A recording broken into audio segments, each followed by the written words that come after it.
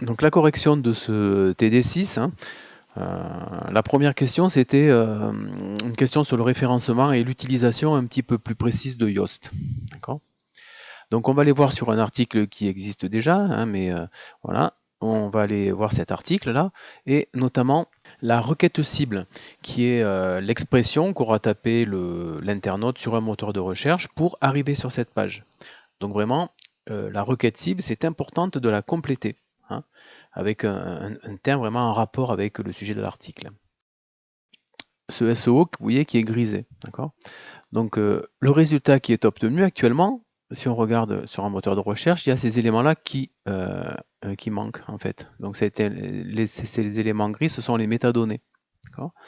Donc on peut changer aussi le slug, hein, c'est-à-dire voilà, vous voyez l'adresse en fait qui va apparaître dans la barre de recherche, dans la barre d'adresse.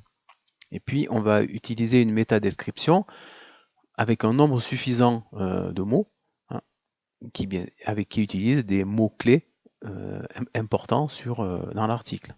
Et on fait en sorte que ça reste vert, c'est-à-dire pas trop d'éléments. Ensuite, il y a d'autres éléments à corriger pour améliorer le SEO. Hein, on le voit bien ici, interne, externe. On publie. Hein, on aurait pu modifier ces éléments, hein, et notamment rajouter la métadescription. Je vois que j'ai oublié de la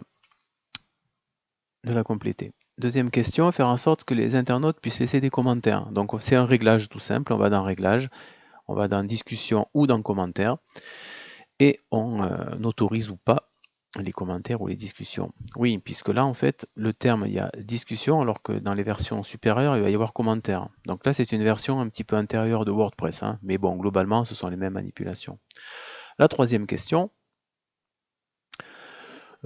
proposer une arborescence sur deux niveaux. Bon, voilà, c'est très simple, on se rend dans le menu, on choisit, hein, le menu qu'on veut modifier, et puis eh bien, on va créer ici ces arborescences en faisant des glissés, en fait, hein, simplement.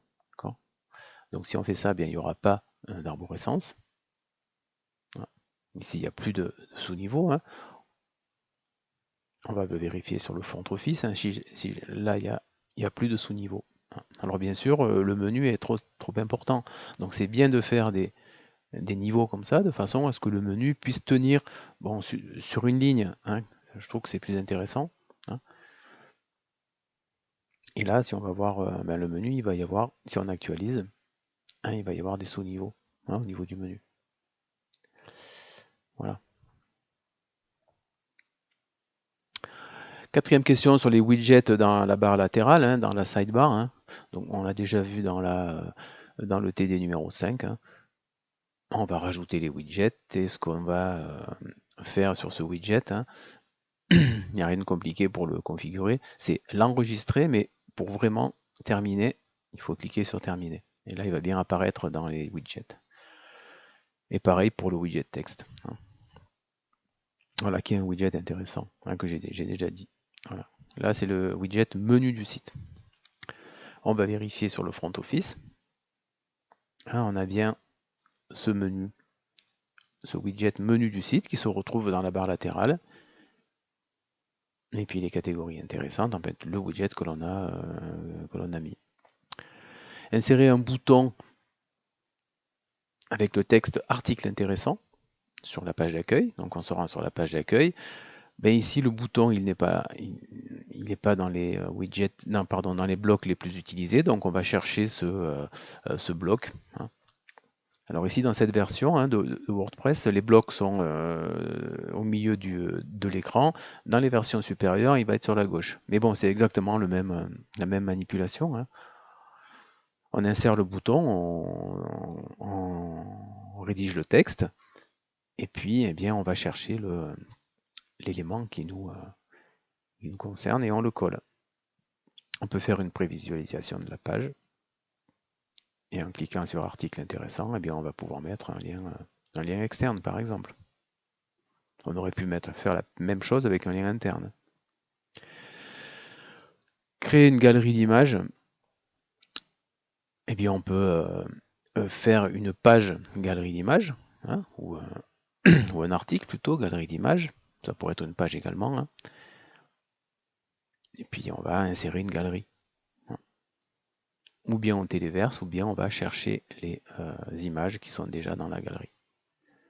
Il faudrait s'assurer que toutes les images qu'il y a dans la galerie, ou en tout cas qui sont utilisées sur le site, c'est-à-dire toutes les images qui sont sur un article ou dans une page, soient bien complétées au niveau des renseignements. Tout ça pour que le SEO soit intéressant.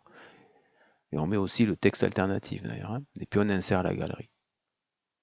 Si la légende n'est pas notée, hein, ce qu'on a pu remarquer pour certaines, eh bien on va compléter les légendes. C'est encore mieux pour le SEO. Hein.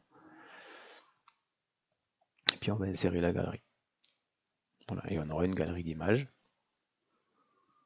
qu'on n'oublie pas de publier, bien entendu.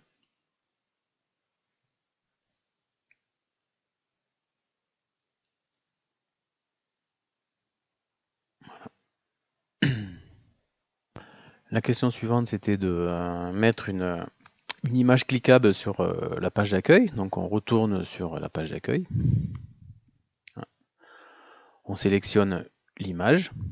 Là, on insère une image. Et puis quand on est sur l'image, eh bien, on va créer le lien, tout simplement. Hein. Donc on va chercher le lien que l'on veut mettre sur l'image.